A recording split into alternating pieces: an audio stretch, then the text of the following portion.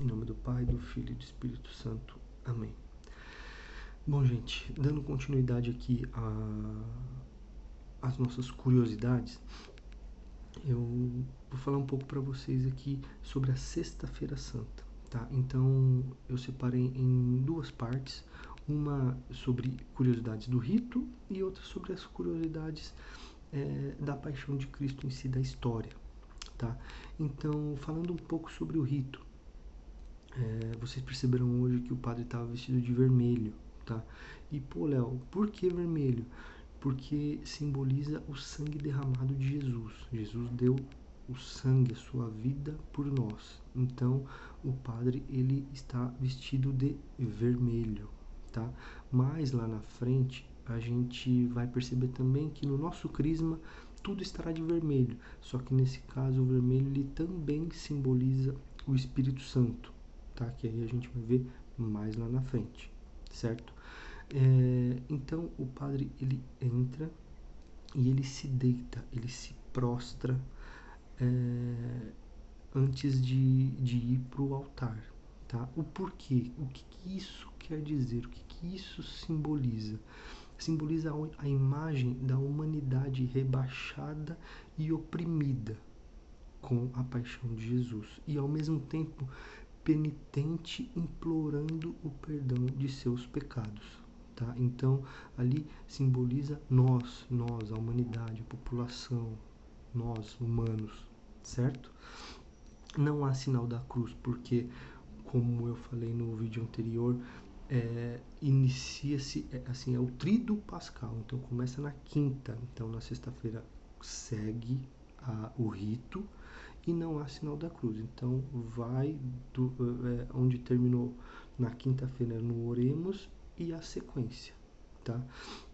A comunhão também não há a consagração, mas há a comunhão. A comunhão usam-se as hóstias consagradas na quinta-feira.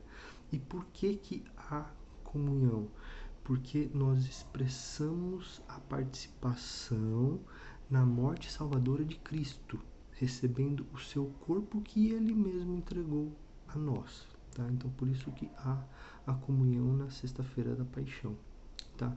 E aí, um outro detalhe que eu deixei por último, porque na minha opinião é o mais fantástico de tudo isso, né? Que são as leituras, em especial a primeira leitura do profeta Isaías e o Evangelho, porque ambos narram a paixão de Cristo, porém com uma pequena diferença. O Evangelho é narrado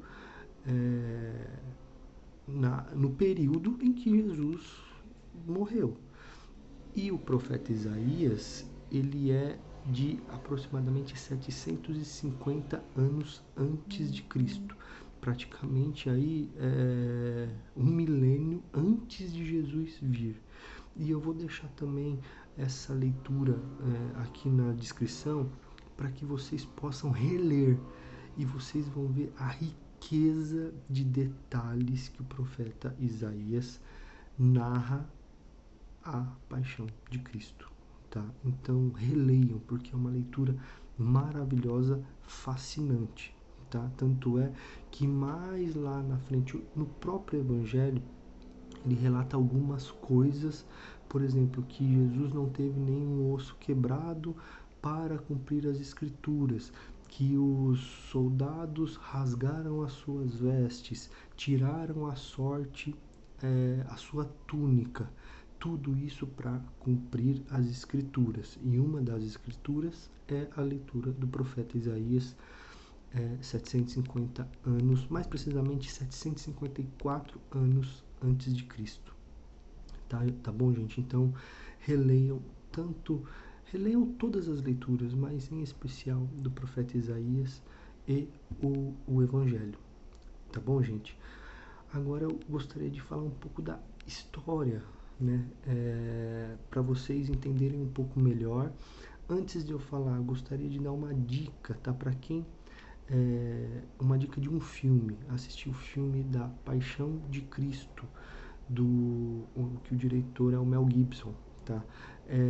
Na minha opinião, é o filme que mais se aproxima da realidade mesmo que Jesus passou, tá? É brutal, totalmente dolorosa, sangrenta, mas, na minha opinião, é a que mais se aproximou da realidade, se não foi pior, tá, gente? Então, quem já assistiu, sugiro que assista de novo, e quem não assistiu, assista, porque é muito interessante e exemplifica vários detalhes que vocês poderão comprovar o que está na Bíblia e poderão ver o que está na Bíblia. Beleza, gente? Então, o que acontece? Voltando um pouco na quinta-feira, tá? Então Jesus, ele institui a Eucaristia, Jesus, ele lava os pés, Jesus, ele institui o sacerdócio, tá? E ele também fala um pouco antes aos seus discípulos que um dos 12 irá traí-lo, né? E nessa hora todos ficam espantados e Pedro fala para Jesus: eu seria incapaz de traí-lo, Senhor. Não, nunca que eu vou fazer isso. E Jesus vira para Pedro e fala assim: Pedro, antes que o galo cante, você me negará 3 vezes. E assim, Pedro era aquele cara impulsivo que primeiro fala para depois pensar. Deve ter pensado: Jesus não sabe o que está falando, né? E depois de tudo isso, Jesus leva 3 discípulos com ele, porque Jesus sabia que ele seria que seria aquele momento. Então Jesus, na sua humanidade, também estava com muito medo. Jesus também estava apreensivo com tudo isso, porque Jesus ao mesmo tempo é Deus e ao mesmo tempo é humano. Então ele sentiu todos os sentimentos que nós sentimos, tá? Com exceção do pecado. Então ele também sentia medo. Então ele estava ali se borrando com o que viria para frente. E aí Jesus leva os 3 discípulos e fala assim: orai e vigiai. Enquanto Jesus faz mais um momento de oração, de conversa com Deus, os discípulos, o que eles fazem? Ficam orando e vigiando? Não, eles dormiram. E aí Jesus fica muito bravo e fala: poxa vida, vocês não conseguem ficar 1 hora orando e vigiando? Vocês dormem? E esse é o sentido também da vigília pascal, de quinta para sexta, tá? E aí, continuando, Jesus ele volta ele volta, e quando ele volta já está Judas com os guardas para prendê-lo. E aí Judas fala para os guardas: aquele que eu beijá-lo será aquele é Jesus.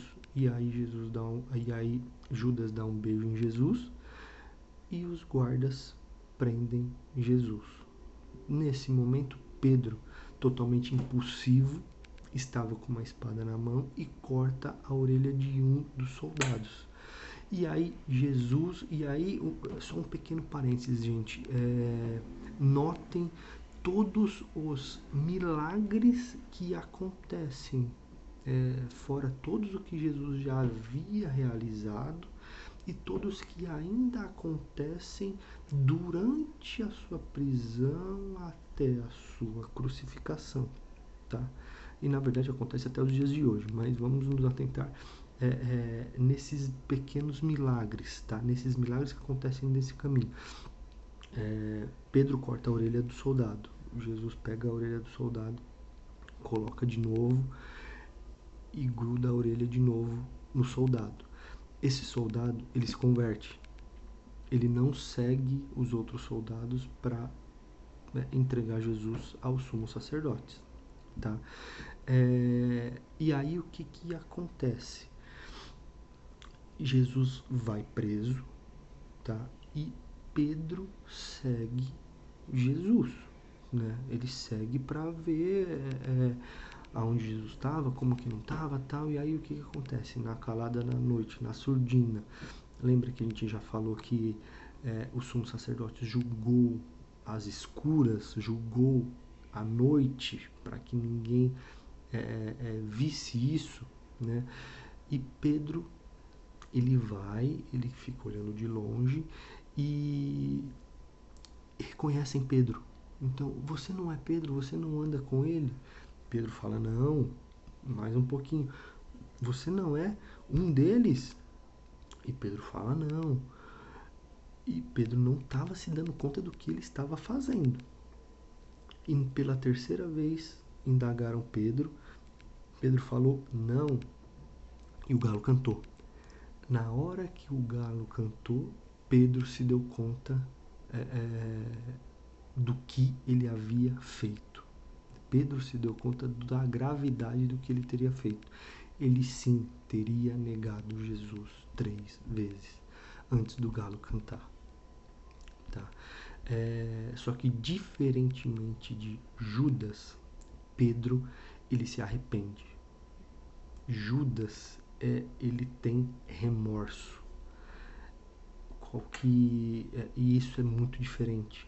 Pedro se arrepende, depois Pedro se torna o primeiro papa da igreja e assim, depois lá da crucificação de Jesus, Pedro começa a pregar, começa a ser perseguido e só a sombra de Pedro curava as pessoas. Então assim, Pedro ele tomou aquilo como positivo, já Judas não, ele tem remorso, ele não consegue se arrepender e deu no que deu, certo, gente?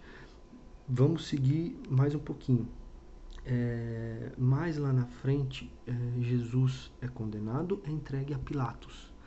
Pilatos conhecia Jesus, tá? Uma curiosidade, a esposa de Pilatos frequentava os discípulos, frequentava as orações de Jesus, sabia quem Jesus era. Logo, Pilatos também sabia. Só que naquela pressão política dos sumos sacerdotes, de César, enfim, e aí Pilatos não teve, na verdade, coragem de soltar Jesus e acabou condenando, tá, gente? Então Jesus é flagelado e carrega sua cruz até o Calvário. Nesse meio tempo, o que acontece? Tá? Eu vou falar alguns dos milagres que acontecem, porém eu vou me atentar a 2, tá? E mais lá na frente a gente fala um pouquinho melhor sobre os outros, tá? O que acontece? Simão Cirineu carrega a cruz de Jesus. Verônica enxuga o rosto de Jesus. Chegando lá na frente, os soldados rasgam as vestes, sorteiam a túnica. Lembra que eu falei para cumprir as escrituras? Isso acontece.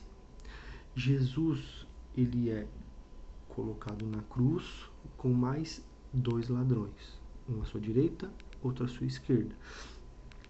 Naquela época, a crucificação era a pior morte que existia.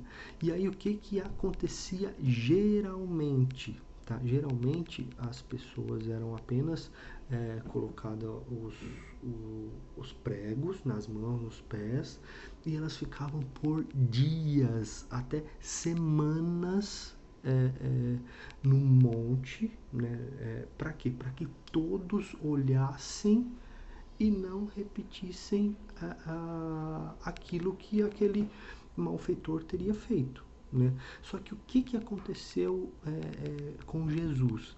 Naquela época, os judeus também estavam na Páscoa dos judeus.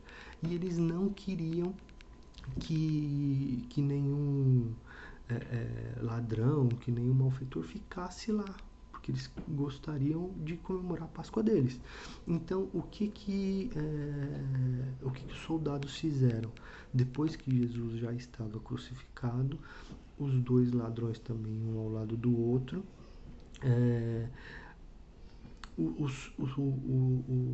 pediram para quebrar os joelhos deles, para eles morrerem mais rápido, tá? Por quê?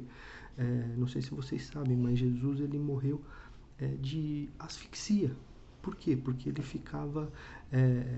estava crucificado e ele ficava fazendo força nos pés para poder respirar. Então ele ficava... E aí Jesus estava altamente debilitado, muito machucado. Jesus ele morre antes dos dois ladrões. Os dois ladrões nem flagelados estavam, então eles estavam inteiros.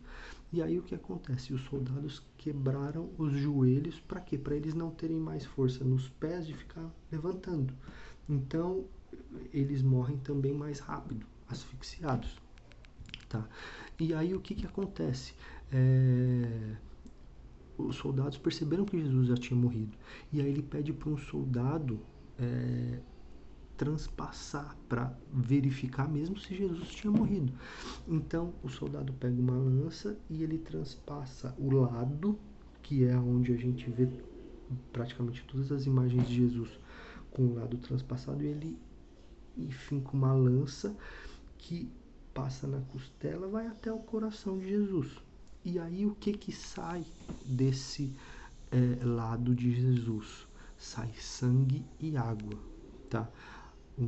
Uma grande curiosidade aí. Esse soldado, ele tinha uma doença que ele estava perdendo a visão, ele ia ficar cego.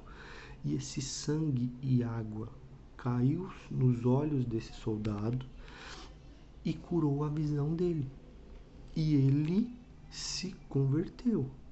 E a lança dele foi perdida e a lança foi achada apenas 3 dias depois, quando Jesus ressuscitou. O nome desse soldado, hoje, para nós aqui, nós conhecemos ele como São Longuinho. São Longuinho, São Longuinho, se eu não achar isso, eu dou 3 pulinhos. Por isso que a gente fala dos 3 pulinhos, porque a lança dele foi perdida e foi achada apenas no 3º dia. E ele recuperou a sua visão e também se converteu, tá? Um outro milagre também que eu gostaria de deixar para vocês é o do ladrão, né? Que ele se arrepende, ele era um assassino sim, mas ele se arrepende e ele fala para Jesus: Jesus, tem de piedade de mim. Ele reconhece Jesus como Deus.